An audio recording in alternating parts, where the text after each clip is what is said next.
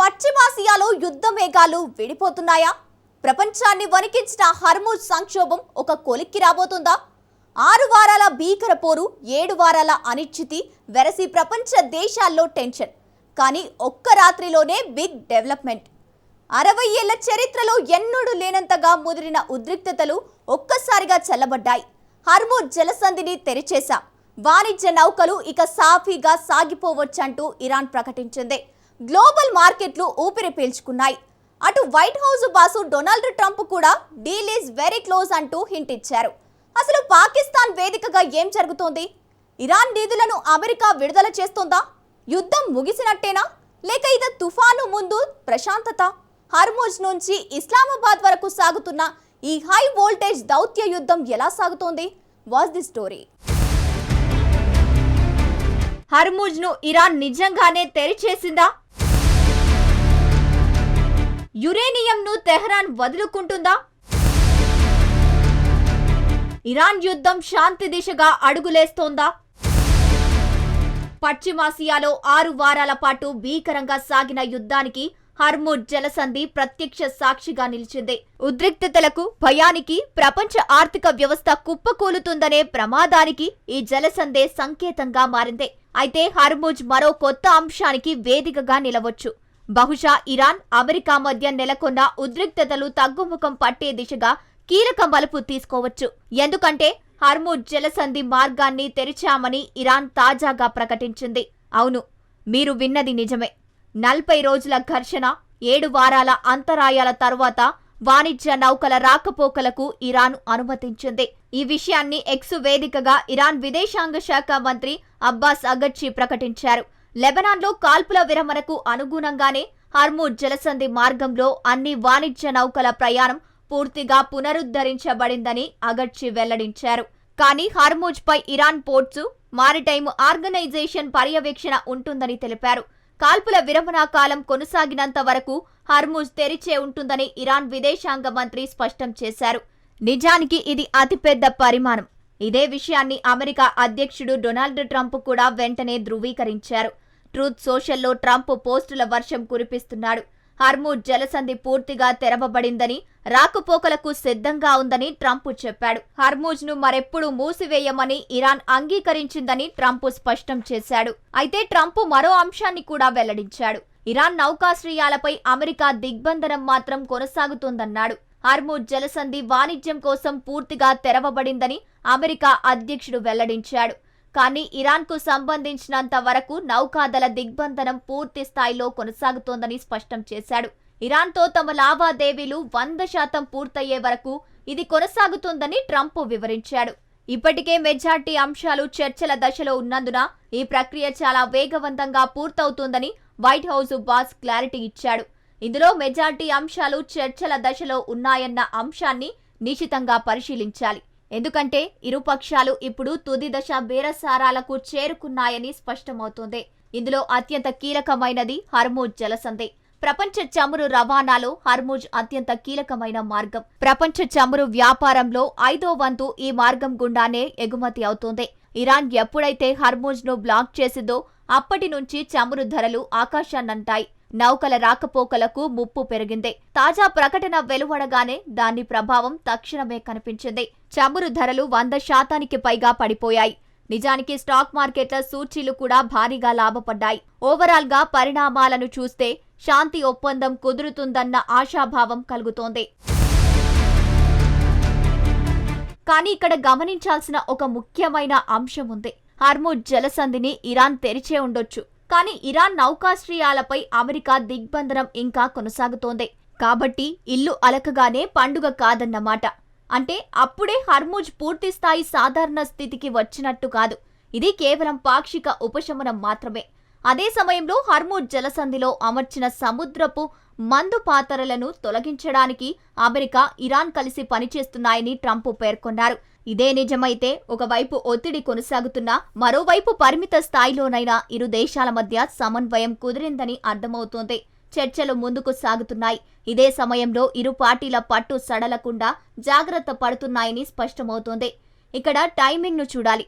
America, Iran మధ్య 2వ విడత చర్చలు జరిగే అవకాశాలు కనిపిస్తున్నాయి. త్వరలో ఒప్పందం అంటూ ట్రంప్ ఊదరగొడుతున్నాడు. ఇప్పుడే కొత్త చర్చలు జరగవచ్చని ట్రంప్ చెబుతున్నాడు. ఇరాన్తో కాల్పుల విరమణను పొడిగించే అంశాన్ని పరిశీలిస్తున్నామని కూడా వెల్లడించాడు. ఇరాన్ పాలకులతో చాలా సానుకూలంగా వ్యవహరిస్తున్నట్టు అమెరికా అధ్యక్షుడు తెలిపారు. దీన్ని బట్టి చూస్తే వైట్ హౌస్ నుంచి వస్తున్న స్పందన స్పష్టంగా ఆశాజనకంగా ఉంది. కొన్ని రోజుల క్రితం వరకు చర్చలు మళ్లీ మొదలవుతాయా లేదా అన్న సందిగ్ధం ఉండేది. కానీ ఇప్పుడు ఆ చర్చలు ఎంత త్వరగా ఫలితాలు ఇస్తాయనేది అసలు ప్రశ్న.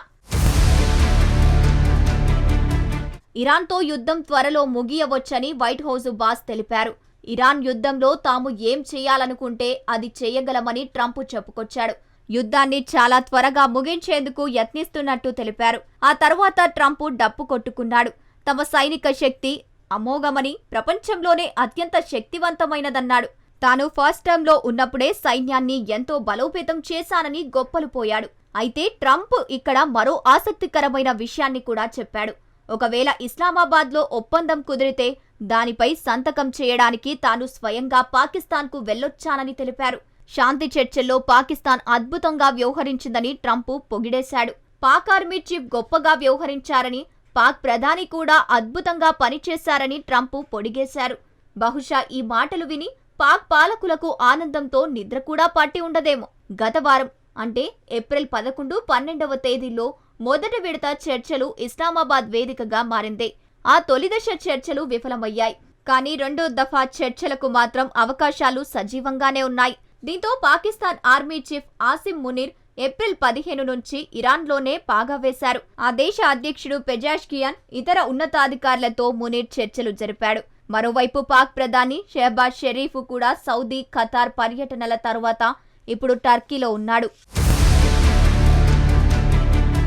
అంటే ఇప్పుడు ఇరాన్, అమెరికా చర్చలు అనేక మార్గాల్లో చురుగ్గా సాగుతున్నాయి. పలు దేశాలు ఈ ప్రక్రియలో భాగమయ్యాయి. తాజా సమాచారం ప్రకారం శాంతి చర్చలు ఇప్పుడు సీరియస్ దశకు చేరుకున్నాయి. యుద్ధాన్ని ముగించడానికి అమెరికా, ఇరాన్ అధికారులు 3 పేజీల ముసాయిదా గురించి చర్చించినట్టు సమాచారం. ప్రస్తుత చర్చల్లోని కీలక ప్రతిపాదన ఏమిటంటే అమెరికా స్తంభింపచేసిన $1,000 కోట్ల ఇరాన్ నిధులను వాషింగ్టన్ విడుదల చేయొచ్చు. దీనికి ప్రతీకగా ఇరాన్ తన వద్ద ఉన్న శుద్ధి చేసిన యురేనియం నిల్వలను వదులుకోవాల్సి ఉంటుంది. నిజానికి ప్రస్తుత సంక్షోభానికి ప్రధాన కేంద్ర బిందువు ఇరాన్ యురేనియం నిల్వలే. ఈ నిల్వలను పూర్తిగా నిర్వీర్యం చేయాలని వాషింగ్టన్ కోరుతోంది. ఇరాన్ మాత్రం ముందుగా తమపై ఉన్న ఆంక్షల నుంచి విముక్తి చేయాల్సిందేనని పట్టుబడుతోంది. ఇరాన్ వద్ద అణ్వాయుధం ఉండరాదన్నదే తమ అభిమతమని ట్రంప్ తేల్చి చెప్పారు. ప్రస్తుత చర్చల్లో తెహ్రాన్ అందుకు అంగీకరించినట్టు ట్రంప్ తెలిపారు. యురేనియంను తమకు అప్పగించేందుకు ఇరాన్ ఒప్పుకుందని వైట్ హౌస్ బాస్ వివరించాడు. ఇరాన్తో తమకు చాలా విషయాల్లో ఏకాభిప్రాయం కుదిరిందన్నారు. త్వరలోనే మంచి సానుకూల పరిణామం జరుగుతోందని భావిస్తున్నట్టు ట్రంప్ చెప్పుకొచ్చాడు. మరోవైపు ఇతర ప్రత్యామ్నాయాలపై కూడా చర్చలు జరుగుతున్నట్టు నివేదికలు వెల్లడిస్తున్నాయి. ఇరాన్ యురేనియం నిల్వల్లో కొంత భాగాన్ని మూడో దేశానికి తరలించడం లేదా అంతర్జాతీయ పర్యవేక్షణలో వాటి గాఢతను తగ్గించడం వంటి అంశాలను పరిశీలిస్తున్నారు. అయితే భవిష్యత్తులో యురేనియం శుద్ధీకరణ విషయంలో మాత్రం భిన్నాభిప్రాయాలు వ్యక్తమవుతున్నాయి. యురేనియం శుద్ధి ప్రక్రియను ఎక్కువ కాలం నిలిపేయాలని అమెరికా డిమాండ్ చేస్తోంది. లేదు, కొంతకాలం మాత్రమే అవుతామని ఇరాన్ పట్టుబడుతోంది. అయితే ఈ నివేదికలను ట్రంప్ తోసిపుచ్చాడు. ఇరాన్తో కుదిరే ఏ ఒప్పందంలోనూ నగదు లావాదేవీలు ఉండవని స్పష్టం చేశాడు. నిజానికి ఈ నివేదికలపై ఇరాన్ స్పందించలేదు. ఇరాన్ వైఖరి మాత్రం స్పష్టంగా తెలిసిందే. యురేనియం శుద్ధి కార్యక్రమం శాంతియుతమైనదని తెహ్రాన్ వాదిస్తోంది. పౌర అవసరాల కోసమే తాము యురేనియంను శుద్ధి చేస్తున్నట్టు చెబుతోంది. అణుశక్తిని శాంతియుత ప్రయోజనాల కోసం ఉపయోగించుకునే హక్కు తమకు ఉందని తేల్చి చెబుతోంది. తాము అనుకునే ఏ ఒప్పందాన్నైనా గౌరవించాలని ఇరాన్ డిమాండ్ చేస్తోంది. మొత్తంగా చూస్తే పశ్చిమాసియాలో ఉద్రిక్తతలు తగ్గుముఖం పట్టాయి. దౌత్య ప్రయత్నాలు వేగవంతమయ్యాయి. చర్చలను కొనసాగించడంతో ప్రయోజనం ఉంటుందని ఇరుపక్షాలు భావిస్తున్నాయి. ఇది శుభ పరిణామమే కావచ్చు. కానీ చర్చలు వేగవంతమైనంత మాత్రాన శాంతి ఒప్పందం కుదిరినట్టు కాదు. ఆంక్షలు ఇప్పటికే కొనసాగుతున్నాయి. క్లిష్టమైన సమస్యలు ఇంకా పరిష్కారం కాలేదు. ఇప్పటి వరకు దేనిపైన సంతకాలు జరగలేదు. అధికారికంగా చర్చలకు ఎటువంటి తేదీని ప్రకటించలేదు. వేదికను కూడా ఇంకా ఖరారు చేయలేదు. కేవలం హార్మోజ్ జలసంధి మాత్రమే ఓపెన్ అయ్యింది. దీంతో ఉద్రిక్తతలు తగ్గుతున్నాయనడానికి ఇది బలమైన సంకేతం. ఇప్పుడు అసలైన పరీక్ష ఒక్కటే, ఈ సానుకూల సంకేతాలు వాస్తవ ఒప్పందం దిశగా అడుగులు పడతాయా అన్నదే వేచి చూడాల్సి ఉంది.